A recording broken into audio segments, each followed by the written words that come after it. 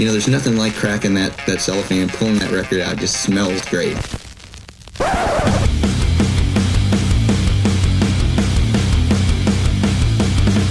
Welcome to BODS Mayhem Hour. Non-stop hardcore energy. I love the show, guys. You're awesome. Unlike any other. With your host, John the Bod, a.k.a.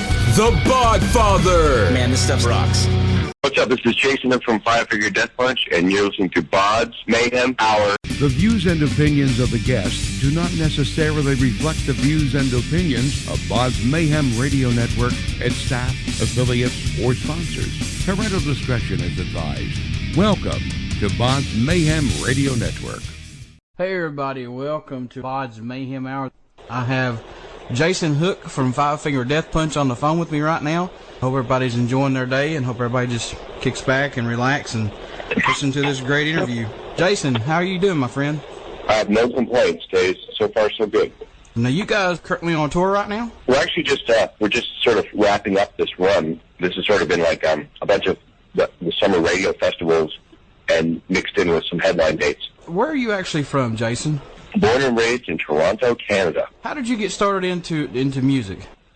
I blame it on Kiss, to be honest. I blame it on Kiss. I mean, in my opinion, one of the best rock and roll bands that ever existed, and just pure hardcore entertainment with a massive catalog of catchy and fun material, you know? Right. And when I was, I'm not going to date myself, let's not do that, but I grew up listening to a heavy diet of Kiss, especially in the late 70s, early 80s. I was a little late to get to Kiss, but then it had a major impact on me. And from there, I kind of transferred to Van Halen, and that's, when I started really taking a serious interest in trying to learn how to play guitar. And, flash forward to the 90s, I got into my little car and I drove to Los Angeles to make it. Well, safe to say you have, my friend. It takes patience, time and patience. You have to sort of stumble around a little bit, but, luckily I landed on my feet. I feel very fortunate. I dig Five Finger Death Punch music, and especially your guitar playing. It's really good. And you have some cool guitars I've seen here on your actual website. Can you tell us that? Especially the one, it looks like an Explorer, but it's got a weird design to the body. I was like, that's awesome. Well, I don't know exactly which one you're talking about, but maybe you're talking about, I call it the Sherwood. I made it on my own, and it has a hockey stick in the back end of it. Yeah, that's it. That's the one. I spent a lot of time, money, and energy making that guitar. It turns out it sounds like crap. So I'm probably going to give it to the Hard Rock or something, hang on a wall somewhere. You've done your solo stuff before as well, before you got with Five Finger Death Punch, or was it as you're with Five Finger Death Punch? This one solo record that is available now on iTunes, Amazon, something. That was done before Death Punch. Jeremy, our drummer, has been my best friend and my sort of my musical partner for a very long time. And just about everything that I've ever written or recorded in the last 15 years has been with Jeremy. And we just got to a point where we were writing songs, and we could never find the right singer. So I said, let's just make an instrumental record. Fuck it, And so the two of us created what is Safety Duds, which is a play on words. And that we won an award for that record, the best instrumental record from the Los Angeles Music Awards. And so we decided to make another record. And just as we were about finished the second solo album of mine, they asked me to join the group. And so the whole thing just got put on a back burner. And it's interesting that you bring it up because it's being mixed right now. Hopefully will be available before the end of the year. Awesome. Can't wait for that. That should be an interesting CD. Should be a great CD as well. I'm excited. Zoltan is on there. I got Alice Cooper makes an appearance on the record, and some other guest appearances. I don't have any expectations for it. It was strictly for my own personal pleasure, and if everyone else likes it, then that's all just a bonus. I'm very happy in Five Finger Death Punch. It's absolutely my priority, and I really enjoy what we do. And so that just kind of was, floating around in the background, and I had two choices, either throw it in the garbage or wrap it up and put it out in some limited capacity. So I'm going with the latter. How's that for a short answer? For the people who don't know, who all's in Five Finger Death Punch in the band right now? Well, I'm Jason, one of two guitar players. Zoltan is our beloved co-founder and fearless leader. Ivan Moody is our lead singer and probably the most well-known individual of the band. Mm-hmm. Certainly Jeremy Spencer, our drummer, and our newest member, Chris Cale, is our bass player. This new CD that's out with Five Finger Death Punch, American Capitalist, is it a lot different from the others that's been out? I mean, I've got all 3 CDs, and I love them all, but... I think most people are aware of the fact that Way of the Fist was essentially Zoltan and Jeremy and Ivan made that record on their own. It originated from demos, which turned into cleaning up some of their tracks, to mixing it with a friend for a small budget, and then getting a record deal as a result of completing the record before getting the record deal. You see, so the record is now gold. So it does say something about being self-contained as a musical machine, and that record has a certain feel and a certain sound because it was done that way. And then after Way of the Fist is where I came in, and then so we have our producer Kevin and stuff like that, and so I would say that American Capitalist would probably sound closer to Where's the Answer as a collection than Way of the Fist. But groups evolve. Many years go by, and individuals come and go, and it reflects in the music. Right, totally agree. But now the American Capitalist CD, it grabs you, it's in your face, and it don't let go of you. That's my own opinion about it, and I love that CD by you guys. Well, that means a lot, because, as bulletproof as we feel when we go on to make these records, we're still extremely critical and extremely hard on ourselves, because we want it to blow our minds. And so we work very hard to achieve that. And so when other people respond in the same way, it does make you feel validated and good. And to be honest with you, we're very excited about the next record. We're already writing it now. That was my next question. Was you guys writing any new material for a new album? And when do you think it may be out, possibly? Yeah, we kind of talk about stuff and make plans, and I think that the collective agreement was that the only product that sort of perpetuates any band is songs, and if you have the more songs you have, the better. The more songs you have, the more picky you can become. If I've got to put a record together with 10 songs, but I've got 42 songs to pick from, you're going to have a better final list of 10 than if you only had 9 and you're desperate to squeeze the 10 put out in the last hour. Right.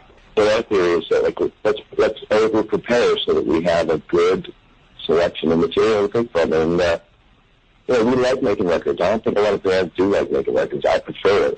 The touring would beat the shit out of me, and I like playing the concerts. It's just the other 23 hours of sitting around or traveling that's kind of numbing. I'm a studio rat. I like to play with gear. With your guys' music, does the whole band contribute, Jason, or is it just a very few of you who contributes to all the music? It works like this. Jeremy is an extremely talented individual. He's a very musical guy. Now, he's our drummer, and you don't really get that.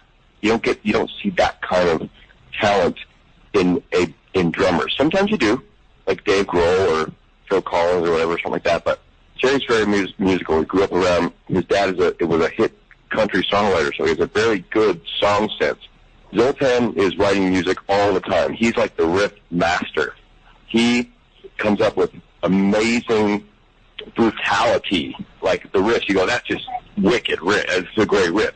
He's very good at that. And I'm more of I'm a little bit more of the melodic section writer guy. I write complete songs, but not all of it always applies to Death Punch. But I take the stance let me just write as much as I can, and we'll pick through it. And if none of it applies, my feelings won't be hurt. All I want to do is help reach the goal. You see? Right. So, some of the more melodic sections are things that Zoltan's got he covers a certain area. So for me to try to cover the same area would not be the most efficient way for the team to work. So I go after other flavors, and then we kind of mix it all together. Now, the three of us kind of make these tracks.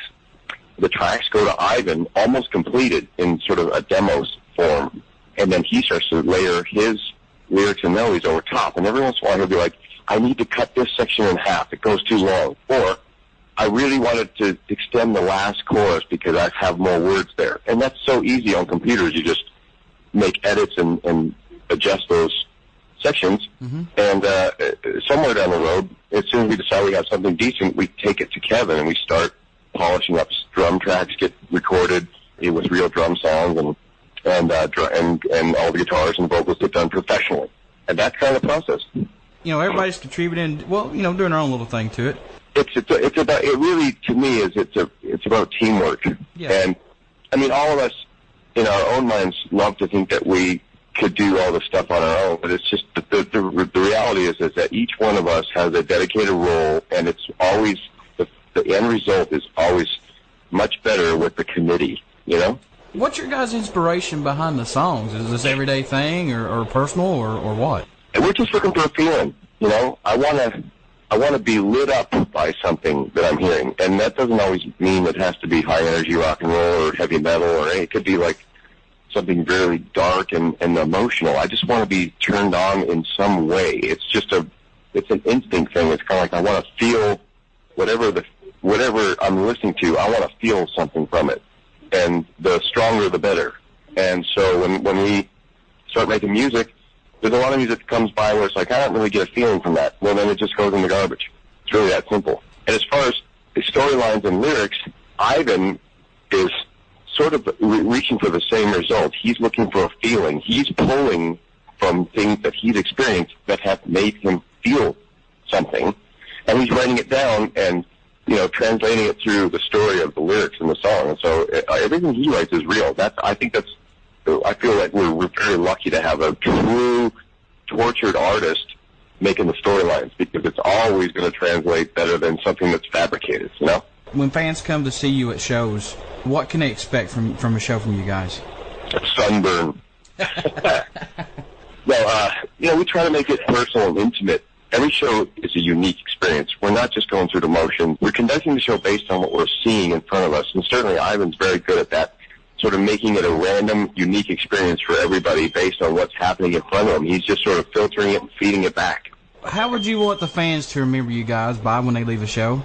It just comes down to, you know, everyone's looking for a feeling. And, you know, if you took a shot of Jaeger and didn't feel anything, you're not going to take another one, because you'd be like, that's a waste. Right? Well, yeah, right, exactly. It's true. True, very true. I didn't, you know, I think it was expensive, it was kind of nasty tasting, and I didn't feel one thing from it. You're never going to do it again.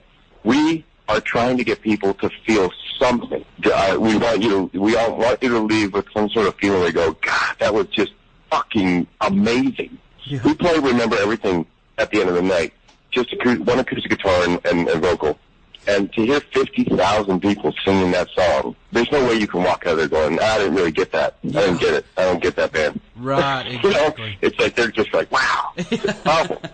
Right, yeah. Especially, you know, to hear that many people sing your song, it's like, holy shit. Do you guys prefer? It's powerful. Oh, I can imagine so. I wouldn't know how to even act if I was on stage and hear like 190,000 people sing a song that we did. I would just have to stop and just record it and go, is this for real? Yeah. Do you guys prefer clubs or festival, or does it even really matter? We sort of made a pact with each other that regardless if there's 200 people or 20,000 people, we're still going to give the same effort. But if I had to pick one, you know, it's really strange, because sometimes we step into a large arena, maybe we're on a package, or I go, God, it just feels good to be big. You know, this is kind of like, you know, nobody fantasizes about being in the basement club, but you do fantasize about playing a mass football stadium, and then you get that feeling. But then sometimes if you do too much of that, I miss kind of being able to see people's faces and look in their eyes and have no air conditioning and be sweaty. It's a weird thing. It's all emotional based, but I do like the big stuff, because it's like it just kind of confirms that you're moving up.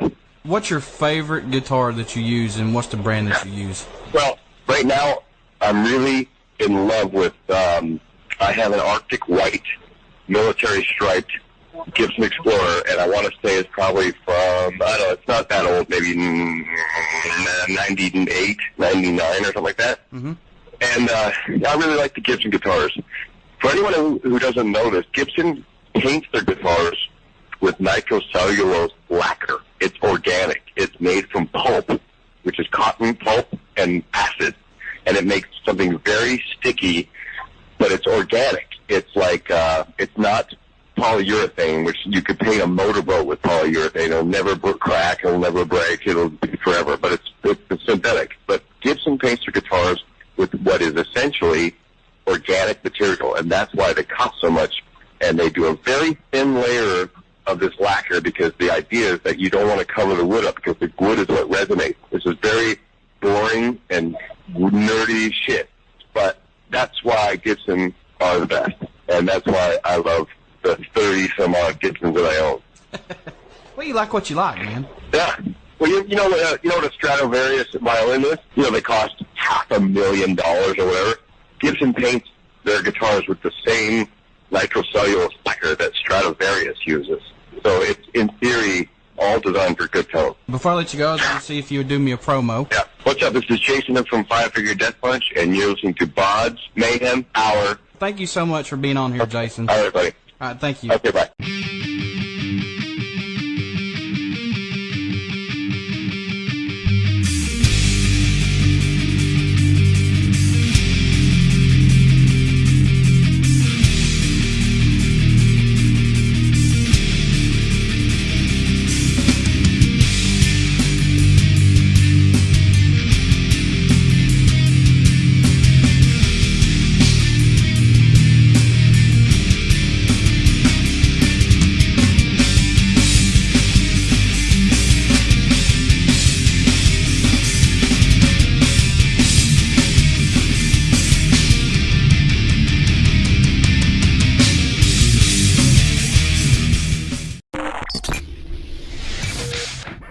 You're listening to BODS Mayhem Hour. Follow us on Facebook, Twitter, and Instagram.